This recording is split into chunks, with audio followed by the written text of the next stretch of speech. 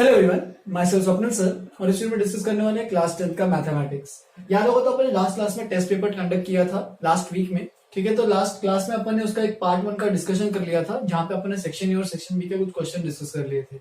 Section C के question हमने कुछ 4th क्वेश्चन तक कर लिया था। आगे और भी जो भी तुम लोगों ने डाउट्स पूछे हैं वो भी फटाफट अपन डिस्कस कर लेते हैं, खत्म करते हैं। ठीक है, तो सेक्शन सी में 6th और 10th ये जो बचे हुए डाउट्स थे वो फटाफट डिस्कस करते हैं। तो 6th और 10th दोनों क्वेश्चन सिंपल साइड पे ही थे, ज्यादा डिफिकल्ट नहीं थे। ठीक है, अगर तुम्हें बेसिक कंसेप्ट क्लियर है तो तुम्हारा ये क्वेश्चन आराम से हो जाएगा। तो देखो, for which values of lambda does the pair of linear equation this and this have, 3 part है, no solution, infinitely many solution and unique solution. तो याद होगा तो ये तीनों पार्ट्स के लिए कंडीशन होती है। क्या कंडीशन होती है? तो देखो, अगर हमारे पास है, याद दिलाता हूं, a1x plus b1y plus c1 is equal to 0 and a2x plus b2y plus c2 is equal to 0, तो हम लोग क्या निकालते हैं? हर बार हम निकालते हैं a1 by a2, b1 by b2 and c1 by c2। ये 3 रेशियोज निकालते हैं। अगर तीनों रेशियोज इक्वल है, इसका मतलब वो जो लाइन है वो कोइंसिडेंट है, और अगर लाइंस कोइंसिडेंट है इसका मतलब इनफाइनाइट सॉल्यूशंस है। तो यहाँ पे इनफाइनाइट में क्या आएगा? a1 by a2 is equal to b1 by b2 is equal to c1 by c2। ठीक है, तो अगर एक और कंडीशन, जब a1 by a2 and b1 by b2 equal है, यहां पे लिखते हैं a1 by a2 और b1 by b2 इक्वल है बट c1 by c2 के बराबर नहीं है, तो उस केस में कंडीशन क्या होती है? देखो, दोनों लाइंस पैरेलल हो जाते हैं और पैरेलल लाइन से कोई भी सॉल्यूशन नहीं रहता, इसलिए नो सॉल्यूशन। और फाइनली लास्ट वाला केस, जब a1 by a2, b1 by b2 and c1 by c2 तीनों ही इक्वल नहीं है, तो इसका मतलब वो क्या बन जाएगा? यूनिक सॉल्यूशन बनेगा, क्योंकि एक दो इंटरसेक्टिंग लाइंस बन जाएंगी, और दो इंटरसेक्टिंग लाइंस मतलब एक आंसर आएगा उनका इंटरसेक्शन पॉइंट। तो इसी तरीके से इसमें देखते हैं, तुम चाहिए तो यहाँ पे देखो c1 c2 को ये मान सकते हो, कोई दिक्कत नहीं है। तो देखो यहाँ पे क्या है, lambda x plus Y is equal to lambda square और x plus lambda Y is equal to 1। तो देखो a1 by a2, तो a1 by a2 कितना है? तो लैम्बडा है, देखो लैम्बडा अपॉन 1। फिर b1 by b2 कितना है? देखो b1 by b2, तो यहाँ पे 1 अपॉन लैम्बडा हो जाएगा। And similarly c1 by c2 कितना? देखो lambda square upon 1 which is lambda square. ठीक है, तो इस तरीके से तीनों वैल्यूज आ जाएंगी। फर्स्ट पार्ट के लिए कंडीशन क्या? देखो, a1 by a2 is equal to b1 by b2, ठीक है, is not equal to c1 by c2, ऐसे कंडीशन आनी चाहिए। तो देखो क्या मिलेगा, a1 by a2, तो a1 यानी लैम्बडा, a1 by a2 यानी lambda is equal to 1 upon lambda is not equal to lambda square.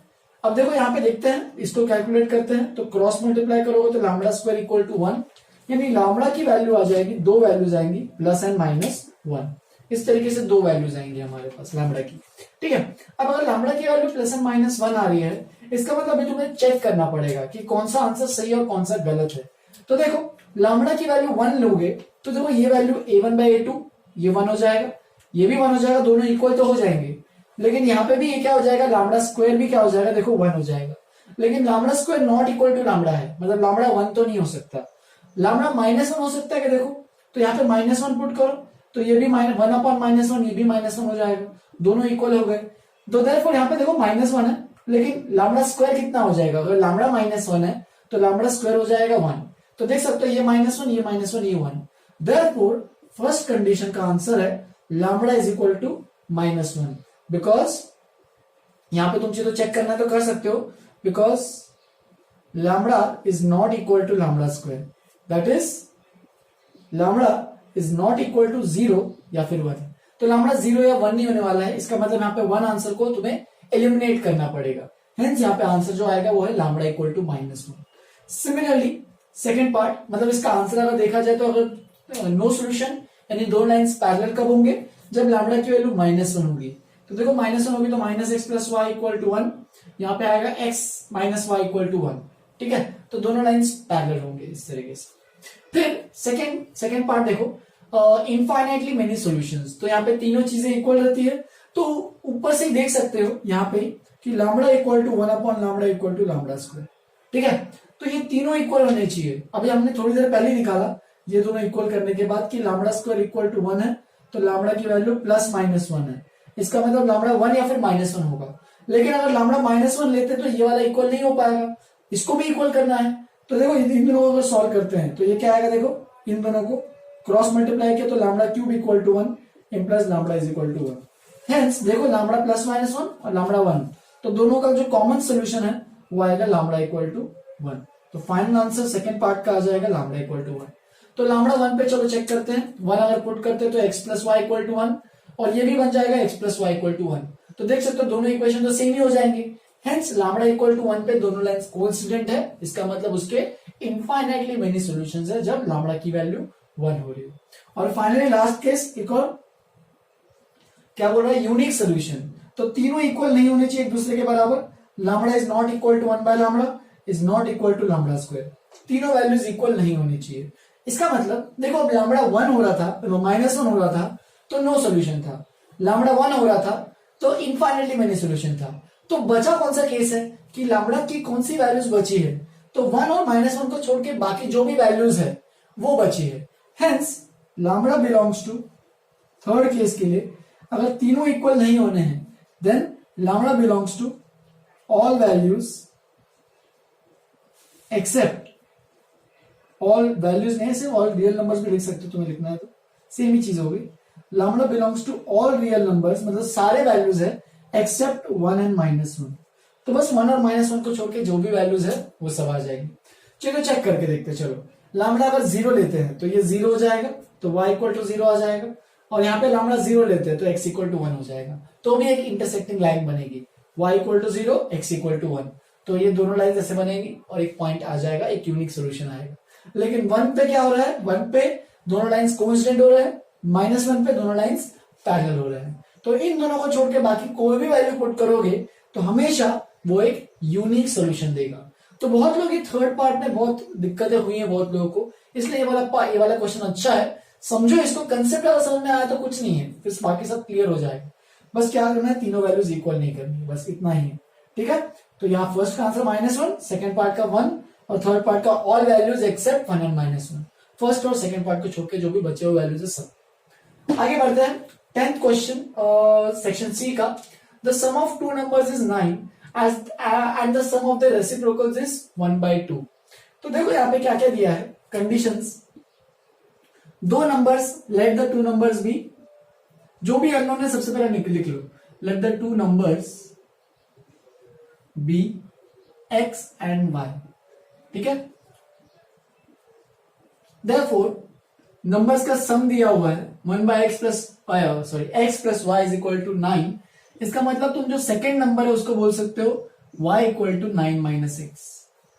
ठीक है, फिर उसके बाद क्या दिया देखो, the sum of the reciprocals. तो रेसिप्रोकल का मतलब 1 अपॉन वो नंबर यानी 1 अपॉन x और 1 अपॉन y, इन दोनों का सम, इसकी वैल्यू दी है 1/2। ठीक है, अब यहाँ पे y की वैल्यू तो पता है, तो सब्स्टिट्यूटिंग y की वैल्यू, सब्स्टिट्यूशन मेथड यूज कर रहे हैं हम लोग। तो 1/x प्लस 1/y की जगह 9 - x मैंने यहाँ पे पुट कर दिया है। अब बस काम तुम्हारा है, सॉल्व करना है। तो देखो 9 - x एलसीएम ले रहा हूं, plus x upon x into 9 - x is equal to 1/2। तो देखो यहाँ पे क्या आएगा, -x plus x cancel, cross multiply करते तो 2 9 18 हो जाएगा और यहाँ पे आ जाएगा x इंटू 9 - x। बस अब इसको ओपन करने का काम है। तो 9x माइनस एक्स स्क्वायर, सबको एक साइड लेके आ जाओ, x square minus 9x plus 18 is equal to 0। तो फैक्टराइज करना पड़ेगा इसको सही से। तो देखो स्प्लिटिंग द मिडिल टर्म से, या फिर सीधराचार्य मेथड लगाओ या फिर कंप्लीटिंग द स्क्वायर मेथड लगाओ, तुम्हारे ऑप्शन। ठीक है, तुम्हारे पास। तो देखो 18 है तो हम लोग नॉर्मल फैक्टराइजेशन नहीं कर रहे क्योंकि सिंपल दिख ही रहा है। 18 को 6 3 18 होता है, तो 6 प्लस 3 9 होता है। तो 9 को मैं स्प्लिट कर रहा हूं -6x माइनस 9 को -6x माइनस 3x प्लस 18। पहले दो बन जाएंगे x into x minus 6 minus 3 x minus 6। तो ये बन जाएगा x minus 3 into x minus 6। Therefore x is equal to 3 और 6। तो देखो अगर x 3 है तो y क्या है, देखो 9 माइनस एक्स है, तो y क्या बन जाएगा 9 माइनस 3 6 या फिर 9 minus 6 3। Therefore, the two numbers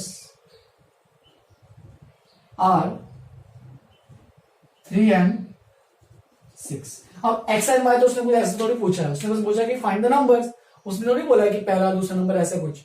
तो दो नंबर्स कौन कौन से आ रहे हैं, 3 एंड 6। ठीक है, देख सकते हो कि 3 प्लस 6 कितना आ रहा है 9, और अगर 1/3 प्लस 1/6 करोगे, ये बस वेरीफाई के लिए बता रहा हूं, 1/3 प्लस 1/6 करोगे तो देखो यहाँ पे आएगा 2 प्लस 1/6, 3/6 दैट इज 1/2। तो इस तरीके से वेरीफाई भी हो जाएगा तुम्हारा आंसर। ठीक है, तो ये भी क्वेश्चन एक डिफिकल्ट नहीं था, अच्छा क्वेश्चन था, कुछ नहीं है, बस क्वाड्रेटिक बनानी है, वर्ड प्रॉब्लम को अच्छे से समझना है, उसको स्टेटमेंट्स के फॉर्म में लिख के उसको सिंप्लीफाई करना है, और बस क्वाड्रेटिक का फॉर्मूला है उसका लगाओ अच्छे से, अपने आप आंसर आ जाएगा। ठीक है, तो सेक्शन सी में ज्यादा डाउट्स नहीं लोगों ने पूछे हैं, क्योंकि सेक्शन सी मेरे ख्याल से और भी बाकी तो क्वेश्चन इजी थे, ये 2 क्वेश्चन बस अच्छे थे, बाकी तो क्वेश्चन तुम लोगों ने कर लिए होंगे।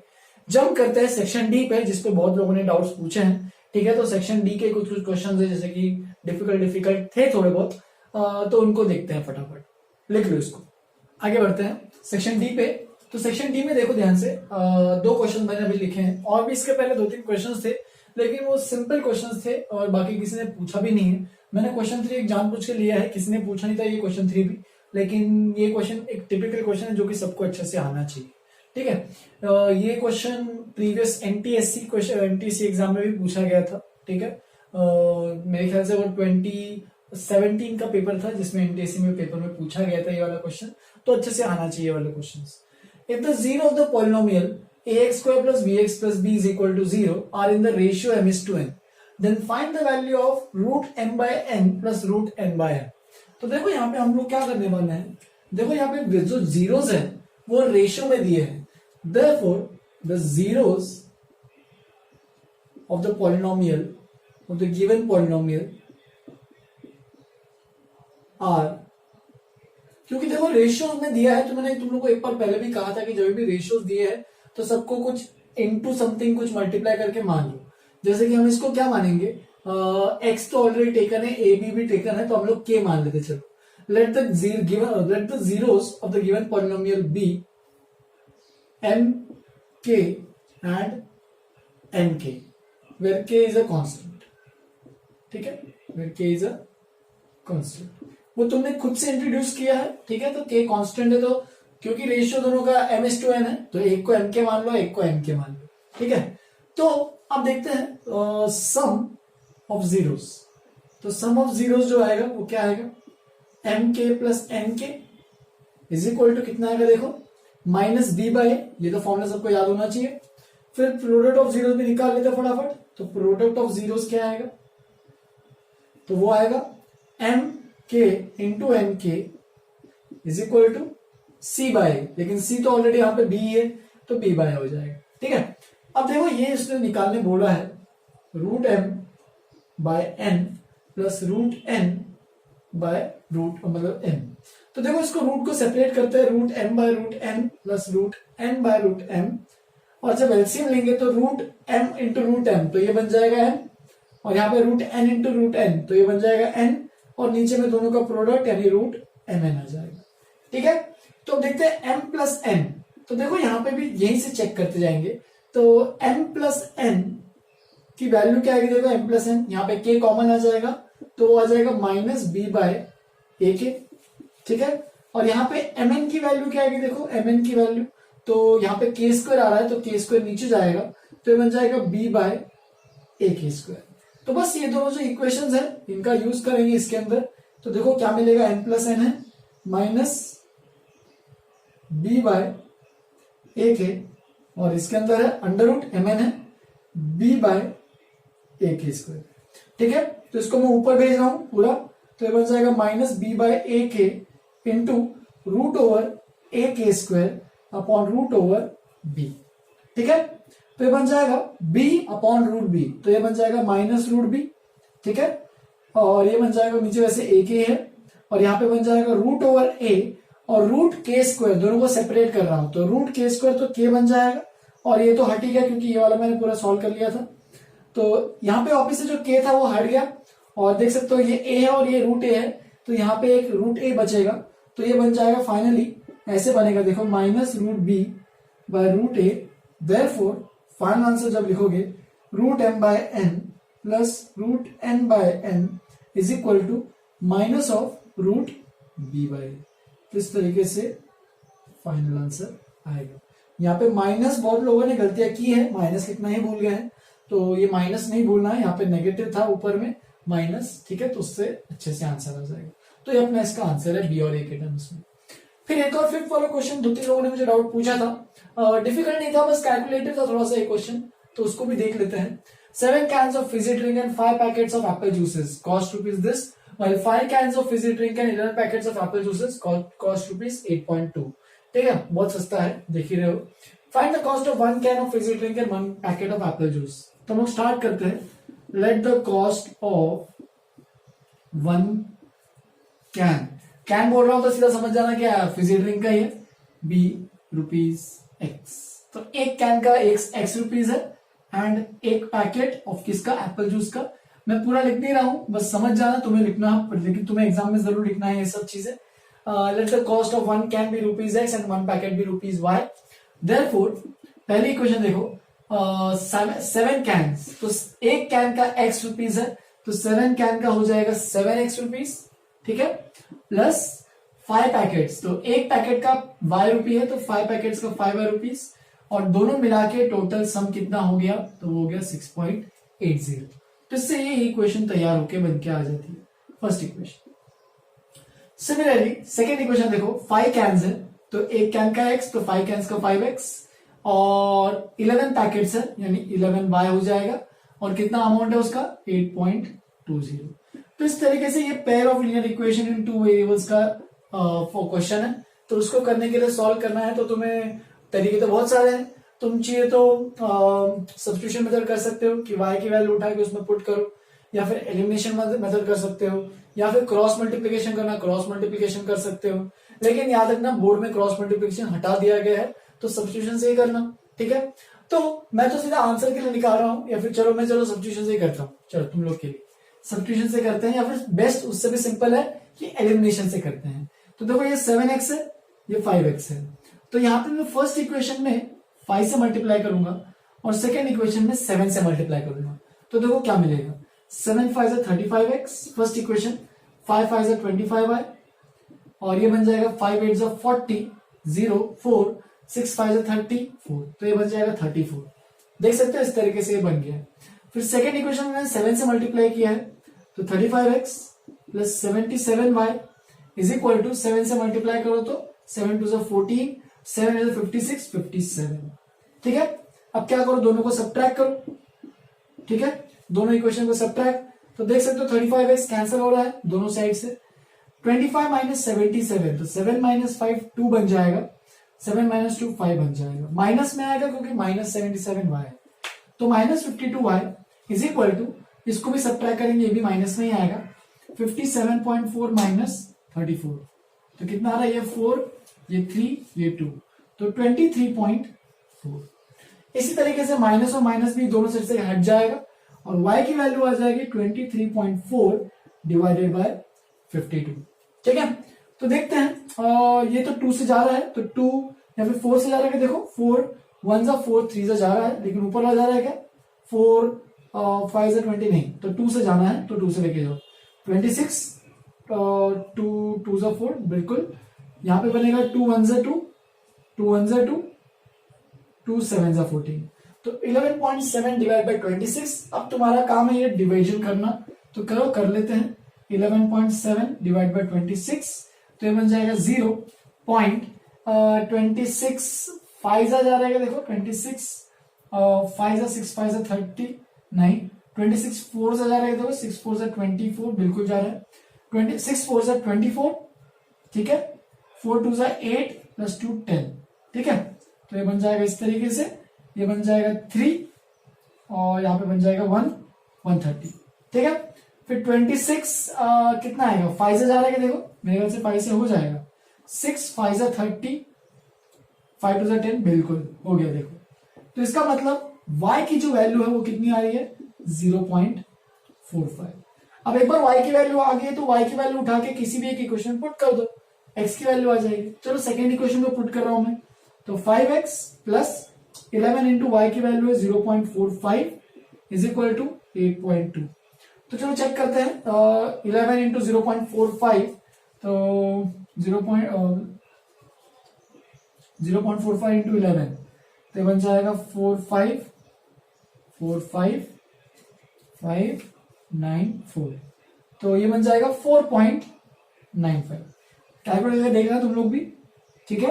4.95 इज इक्वल टू 8.2 है इस साइड, 4.95 को उस साइड भेजेंगे तो क्या मिलेगा 8.2 माइनस 4.95, तो यहीं पे कैलकुलेट कर रहा हूं 8.20 माइनस 4.95, तो ये बन जाएगा 5, यहाँ पे एक कैरी ओवर आ गया, 11 माइनस 9 2 बन जाएगा और 7 माइनस 4 3 बन जाएगा, तो 3.25 आ रहा है यहाँ पे।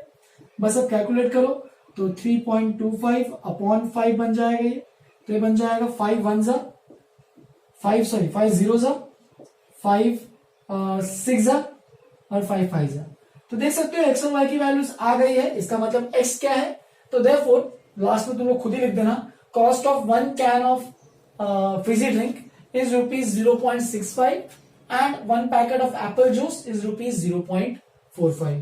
बहुत ही सस्ते हैं यहाँ पे चीजें, तो देख लेना उसके हिसाब से अपना आंसर आएगा, ठीक है। और भी कुछ क्वेश्चन है, एक दो क्वेश्चन बचे लास्ट के, वो भी फटाफट डिस्कस कर लेते हैं। इसको अच्छे से लिख लो। तुम यहाँ पे मेथड यूज करना तो अलग अलग मेथड यूज कर सकते हो तुम्हें, लेकिन बस क्रॉस मल्टीप्लिकेशन मत यूज करना।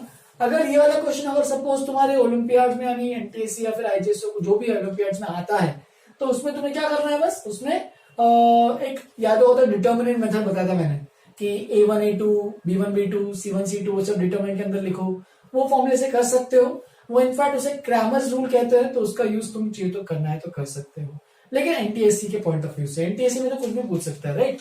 तो इसलिए यहाँ पे कोई सिलेबस एज सच देखा जाए तो एनटीएससी में सब कुछ है, जो भी हमने नहीं पढ़ा जो भी पढ़ा है सब कुछ आने वाला है, तो उसके हिसाब से देखो एक बार चीजें, ठीक है।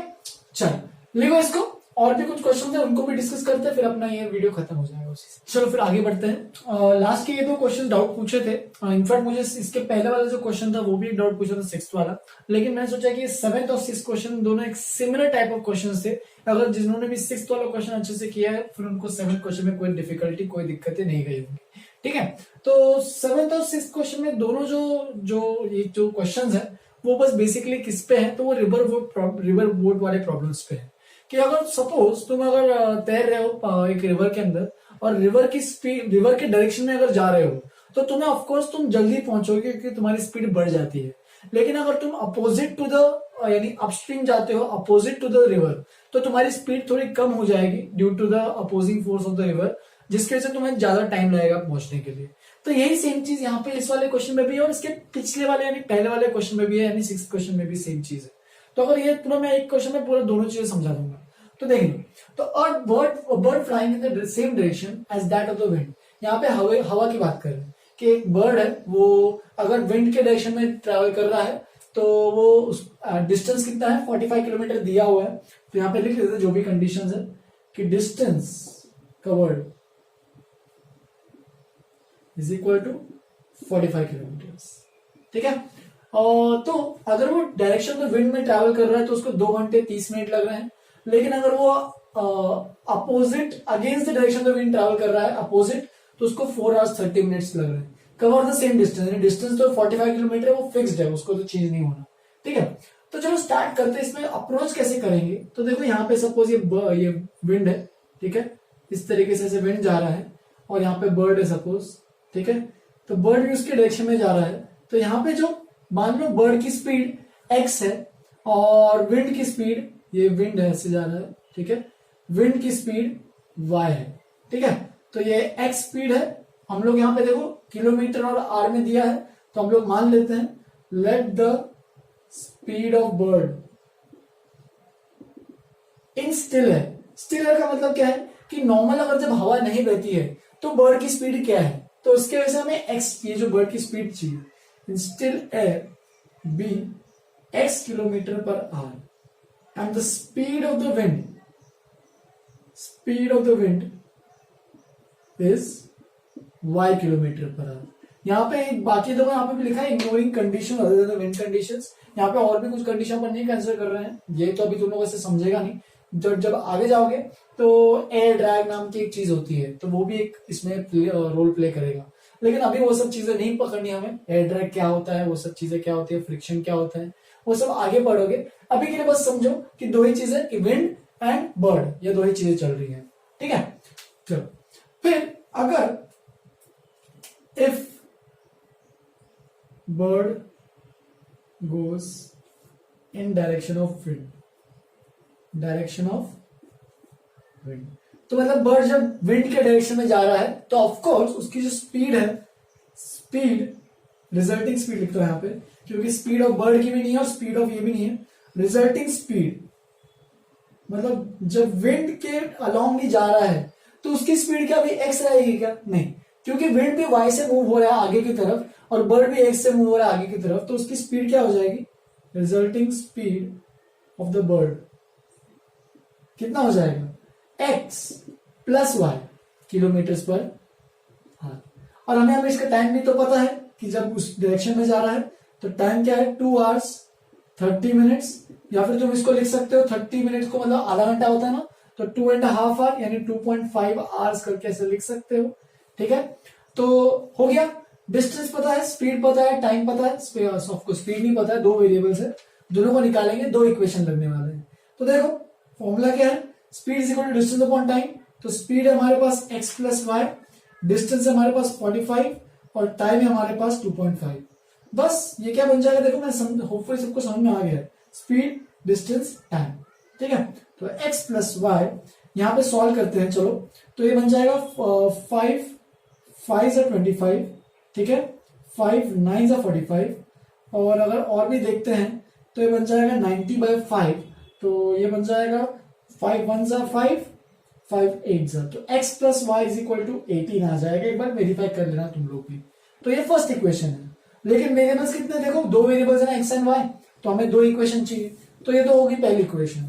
अब दूसरी कंडीशन क्या दी है?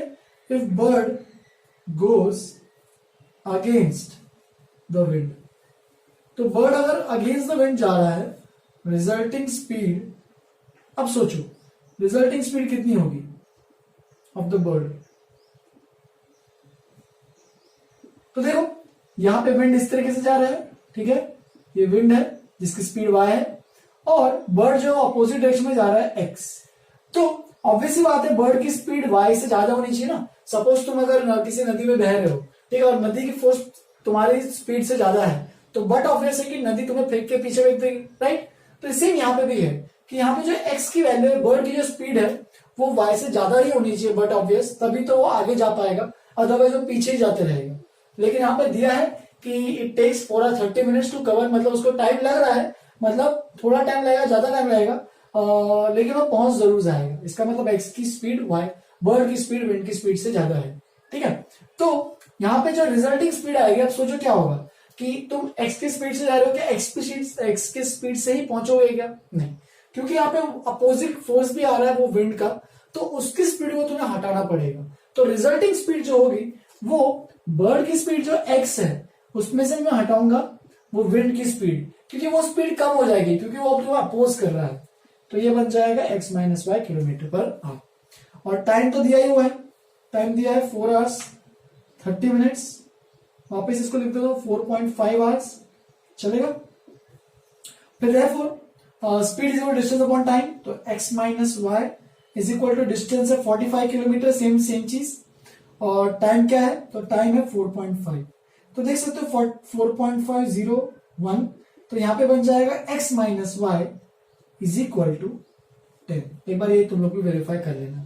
दो इक्वेशन आ जाएंगे ऐसे, x plus Y equal to 18, x minus Y equal to 10, तो दो इक्वेशन, दो वेरिएबल्स, तो इसको सीधा एलिमिनेशन से कर सकते हैं। देखो यहाँ पे प्लस वाई है, यहाँ पे माइनस वाई है, तो दोनों इक्वेशंस को ऐड कर रहा हूं 1 + 2, तो देखो मुझे क्या मिलेगा? x plus y x minus y, तो x plus x 2x, 18 plus 10 28, और y plus y minus y तो कैंसिल हो जाएगा। तो ये बन जाएगा x इज इक्वल टू कितना आ रहा है? 28/2 विच इज 14। एंड अगर x की वैल्यू 14 है तो देख सकते हो यहाँ पे 14, तो y की वैल्यू क्या होगी? 4, तो बिल्कुल लाके बनेगा ना 18। बस मैंने क्या किया, x की वैल्यू 14 इसमें पुट करो या फिर इसमें पुट करो, तुम्हारी चॉइस। देयरफॉर x 4 है, x 14 है, y 4 है, इसका मतलब स्पीड ऑफ बर्ड जो है वो 14 किलोमीटर पर आवर है, और स्पीड ऑफ विंड जो है वो 4 किलोमीटर पर आवर है। तो इस तरीके से फाइनल आंसर लिखोगे। First part, bird speed of the bird in still air is 14 kilometre per our. Second part, the speed of the wind is 4 kilometre per our. Next question पे जाते हैं, जो कि मुझे 2-3 लोगों ने पूछा इस पे डाउट, पता नहीं क्यों डाउट पूछा है, क्योंकि नॉर्मल सॉल्विंग है, इसमें तो वर्ड प्रॉब्लम भी नहीं है। तो चलो स्टार्ट करते हैं इसको, अपने आप देखेंगे, अपने आप समझ में आएगा। अच्छा, इसके पहले इसका पहला जो क्वेश्चन था उसमें भी सिमिलर है, ठीक है, दोनों में सेम चीजें चल रही है। स्पीड अगर इन द डायरेक्शन जा रहे हो रिवर के तो स्पीड ऐड हो जाएगी, अपोजिट डायरेक्शन में जा रहे हो तो स्पीड सब्ट्रैक्ट हो जाएगी, ठीक है। तो जो भी ट्रैवल कर रहा है उसकी स्पीड माइनस अपोजिंग फोर्स जो है, विंड हो सकता है, रिवर हो सकता है, माइनस उसकी स्पीड, ठीक है। चल लास्ट क्वेश्चन आज का वो भी देख लेते हैं। क्या करना है, एलसीएम लो सीधा, तो ये बन जाएगा x minus 4 into x minus 7 plus x minus 6 into x minus 5 upon x minus 5 into x minus 7 is equal to 10/3। तो देखो मैं क्रॉस मल्टीप्लाई कर रहा हूं, 3 इसको ओपन कर रहा हूं तो ये बन जाएगा x square minus 4x minus 7x, तो ये बन जाएगा माइनस 11x प्लस 28। तुम चलो स्टेप बाय स्टेप कर सकते हो इसको ओपन, मैं डायरेक्टली ओपन कर रहा हूं, तो ये बन जाएगा x square minus 6x minus 5x, तो ये बन जाएगा माइनस 11x, 6 5 बन जाएगा 30, ठीक है। 3 को मैंने इधर भेज दिया है, इज इक्वल टू 10 टाइम्स, यहाँ पे 10 टाइम्स इसका प्रोडक्ट वहां पे आएगा, तो प्रोडक्ट मैं डायरेक्टली ओपन कर रहा हूं, x square minus 5x minus 7x, ये बन जाएगा माइनस 12x प्लस 35। अब बस सबको अच्छे से ओपन करना है बस तुम्हें, तो ये बन जाएगा 2x स्क्वायर, ठीक है, ये बन जाएगा माइनस 11 माइनस 22x, 28 और 30 बन जाएगा 58 इज इक्वल टू, ओपन यहां पे कर रहा हूं मैं 10x square minus 120x plus 350, यहां पे भी ओपन करना पड़ेगा, तो 3 2 6x स्क्वायर 66x, 4 8 24, 5 15 17, तो 174, और यहां पे तो वैसे का वैसे ही। अब क्या करेंगे, सारे जो टर्म्स है सबको एक साइड लेके आते हैं, यहाँ पे 6x स्क्वायर है, यहाँ पे 10x स्क्वायर है, तो ये जो तीनों टर्म्स है वो उस साइड फेंकने वाला हूँ और फाइनली इस साइड लिखूंगा मैं इसको, तो 10x square minus 6x square, तो यहाँ पे लिख रहा हूँ, ये जो तीनों टर्म्स मैंने उधर फेंके हैं लेकिन उसको मैं यहाँ पे लिख रहा हूँ, 10x square minus 6x square 4x square minus 120x, यहाँ पे चलो लिख देते हैं माइनस 120x प्लस 66x उधर गया है प्लस 350 माइनस 174 इक्वल टू 0। तो चलो कैलकुलेट करते हैं क्या बन रहा है, 4x स्क्वायर 120 और 66, तो 120 और 60 अगर सब्ट्रैक्ट होते हैं तो माइनस 60 हो जाता है, लेकिन और भी 6 सब्ट्रैक्ट कर रहे हैं तो माइनस 54 हो जाएगा, तो चेक करना माइनस 54x बन जाएगा ये। फिर ये बन जाएगा हमारे पास 10 माइनस 4 6, और यहाँ पे 7 और 26, चेक करो सही है क्या एक बार बस, ठीक है। अब देखो सब में से मेरे ख्याल से 4 कॉमन आ रहा है, 4 नहीं इसमें से नहीं, 2 कॉमन आ रहा है बस, 2 सब में से कॉमन आ रहा है, तो 2 कॉमन ले लेते हैं, 2x स्क्वायर 2 2 2 7 और यहाँ पे 2 8 2 8 राइट, तो ये बन जाएगा 2x स्क्वायर, ये 2 को मैं उधर फेंक रहा हूं, 27x plus 88 is equal to 0। बस अब तुम्हें फैक्टराइज करना है, चलो सीधा चलो लगाना तो वो भी लगा सकते हैं, लेकिन नॉर्मल फैक्टराइजेशन करना है वो भी कर सकते हैं। तो 88 और 2 है, तो 88 का फैक्टर्स क्या बन रहा है देखो, 2 44 2 22 2 11 11, ठीक है, और एक और 2 है तो मैं यहाँ पे एक और 2 लिखूंगा। तो बस मुझे स्प्लिट करना है 27 को, ताकि उन दोनों का प्रोडक्ट इसके बराबर आ जाए, तो 27, तो 2 2 4 2 8 2 16 हो गया, 8 16 और 11, तो 16 और 11 में ये स्प्लिट हो रहा है, इसका मतलब बन जाएगा minus 16x minus 11x plus 88 is equal to 0। Hence यहाँ पे अगर सॉल्व करोगे तो क्या बनेगा देखो, 2x common x minus 8 minus 11 common x minus 8, तो ये बन जाएगा 2x minus 11 into x minus 8 is equal to 0। Therefore x is equal to 2x minus 11 0 है, इसका मतलब 2x इक्वल टू 11, यानी x इज इक्वल टू 11/2, और यहां से क्या आएगा x इक्वल टू 8। तो दोनों ही यहाँ पे आंसर्स है और दोनों को ही तुम्हें अच्छे से आंसर मार्क करके लिखना है, ठीक है। तो इस तरीके से ये सब क्वेश्चन को तुम्हें करना चाहिए, इसमें तो डाउट नहीं आना चाहिए था। करो इसको, बस ओपन करना है सब ब्रैकेट्स को, क्रॉस मल्टीप्लाई करके सॉल्व करना है, क्वाड्रेटिक बनेगा उसको फैक्टराइज करना है, बस और कुछ नहीं, ठीक है। तुम चाहे तो इसमें सीधा से भी कर सकते हो, तुम चाहे तो इसमें कंप्लीटिंग द स्क्वायर से भी कर सकते हो, चॉइस अपने पास है, जिस मेथड से तुम्हें प्रेफरेबल लगता है वो करो, सबके लिए सेम मार्क्स है, ठीक है। चलो फिर यहीं पे अपना पेपर डिस्कशन खत्म होता है। इसके अलावा और भी अगर कोई डाउट है तो तुम लोग मुझे व्हाट्सएप पे डायरेक्टली पूछ लो, मैं उसमें ही तुम्हें कवर अप तुम्हारे जो भी डाउट्स है उसमें क्लियर आउट कर दूंगा, ठीक है। चलो फिर, और तुम लोग के पेपर चेक जल्दी हो जाएंगे, ठीक है, मेरे ख्याल से इस वीक के एंड तक हो जाने चाहिए सबके पेपर चेक। तो देखते हैं उसके हिसाब से अपन नेक्स्ट वीक में तुम लोग को शायद पेपर डिस्ट्रीब्यूट हो जाएंगे अपने अपने। ठीक है, चलो लिख लो इसको अच्छे से। आज के लिए यहीं पे खत्म करते हैं। नेक्स्ट क्लास में अपन एक नया चैप्टर स्टार्ट करेंगे जो कि अरिथमेटिक प्रोग्रेशन। ठीक है, और तुम लोगों को ऑफकोर्स मैसेज तो मिल ही गया कि एनटीएससी का पेपर होने वाला है। ठीक है, तो मतलब पेपर होने वाला नहीं, एनटीएससी का हर संडे को तुम लोग के पेपर्स हम लोग कंडक्ट कराने वाले हैं। मोस्ट प्रॉब्ली जनवरी तक तुम लोग का शायद एनटीएससी का एग्जाम हेल्ड हो जाए। देखते हैं, अभी तो कुछ तो डेट तो कन्विंस नहीं हुआ है। पिछले साल नवंबर में हुआ था पेपर, लेकिन most probably due to Covid situation जो है तो तुम्हारा पेपर जो है वो शायद जनवरी तक पोस्टपोन हो सकता है। ठीक है, तो तब तक के लिए अपन जो भी है कवर करते रहेंगे। और दो चीजें और, अपना जो मैथ का सिलेबस है वो धीरे धीरे कवर तो होती रहेगा, जनवरी तक तो हो ही जाएगा ऑब्वियसली बात है। लेकिन मैथ का जो है वो तुम्हारा भी काम है। मैं तुम लोग को भी एक काम देने वाला हूँ कि हर वीक में तुम लोग को मैथ का है ना, मतलब कुछ टॉपिक्स देने वाला हूँ। तुम लोग को मैथ के टॉपिक्स में अपने जो क्वेश्चन देता हूँ उसको तुम्हें खुद से करना है। अपन स्टार्टिंग में ना मैं पूरा लेक्चर ले रहा था तुम लोग को मैथ का फीलिंग आ जाए। बेसिकली मैथ क्या है, मेंटल एप्टीट्यूड टेस्ट है। सबके आईक्यू पे डिपेंड करता है कि कितना अच्छे से तुम लोग कर रहे हो। तो ये आईक्यू तो अपन सिखा नहीं सकते, तुम्हें सीखना पड़ेगा खुद से।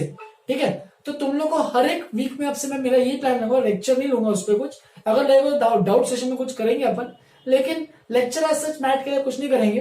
तुम लोग को हर वीक में एक या दो चैप्टर्स या फिर दो टॉपिक्स पे मैं कुछ क्वेश्चन दूंगा, तुम कंप्लीट करो। उसके जो डाउट्स पूछना है पूछो, कोई दिक्कत जा रही है वो सब पूछ सकते हो।